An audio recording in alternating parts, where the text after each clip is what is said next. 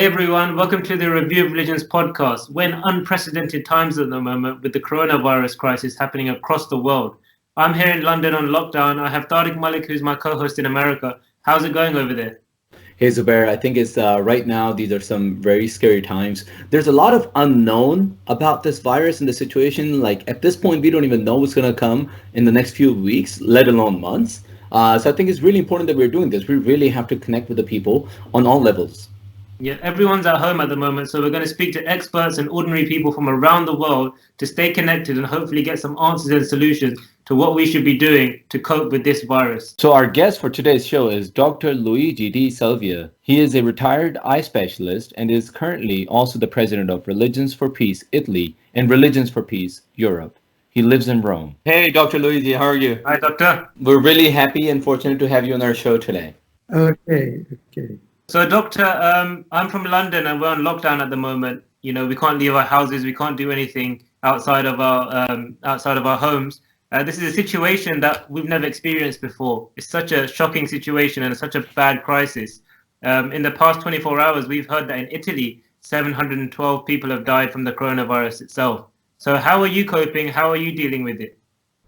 Yes, we must be realistic. Of course, it was a shock at the beginning, but we understood, and the first time we understood step by step the gravity of the challenge.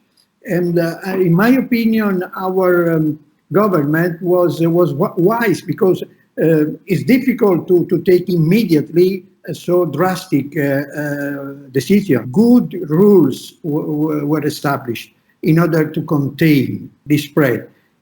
We lost so many people, especially elderly. So, Dr. Luigi, on the one hand, we are seeing that there's so many patients just like struggling for their lives, and there's so many loved ones being lost due to this coronavirus outbreak. And then there's also doctors who are going under extreme stress and nurses. On the third aspect, we also have people who are under the lockdown and they're getting stressed out. So you're living in Rome, which is a tourist spot. How do you feel like when you look out on the streets? What are your feelings and how are you coping with that? Yes, it's very strange, of course, especially I'm living close to St. Peter's, Castel Sant'Angelo. Somehow it's fascinating to see this place calm. I caught some pictures because when I go down, I remember this place. We are facing a situation which is a long-term challenge. So you know that in Italy, especially, the death toll has surpassed China now. Does that worry you? Where do you think this is going? Do you think, because some people are saying maybe in a month, in 2 months, 3 months, this might end. As a doctor, what would you give as an estimate? I think that we should be very attentive and also with strict rules, at least for another month, for April and going to May. Doctor, I wanted to ask you, is the food supply and, how do you manage to get your groceries? What is that like? Is there any shortages on that? Not special problem. We can get everything. Now in some supermarkets, they are checking also the temperature of the customers.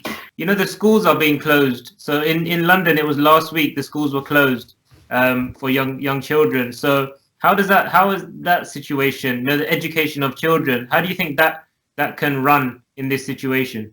At the beginning was astonishing that these pupils or young people or university, but now this is more accepted because the lessons online are going on. You lose something, but you gain something.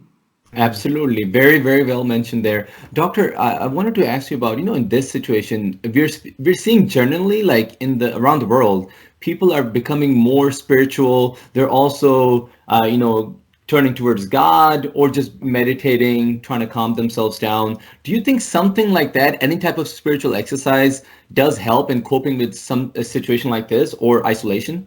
The people who pray God. We cannot be self-sufficient because we tend to blame other people.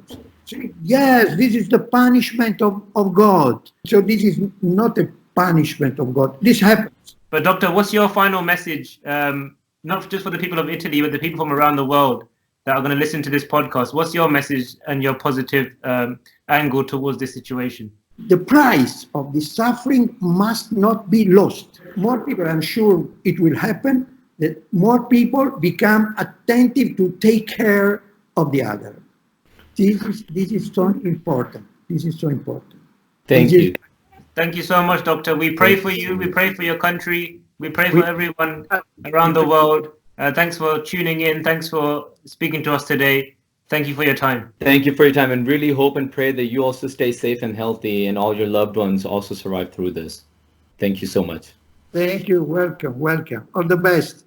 All the best. Thank you, sir. So as we were discussing with Dr. Luigi, this is not the time to blame each other. At this time, we all need to be just uniting as humanity and serving each other and being compassionate to each other. And this is what the founder of the Ahmadiyya Muslim community also emphasized on, is compassion towards each other. He said that there are rights that one needs to fulfill which are due to God, and then there are rights due to mankind, humanity. And that is why the Ahmadiyya Muslim community is at the forefront of serving humanity, and that's what we are all about. So as Muslims, the purpose of this podcast is to reach out to everyone. If you're going through anything in life, or right now specifically about this crisis, or if you're going through any tough times, please reach out to us at Review Religions on Twitter and Instagram. Stay tuned for more.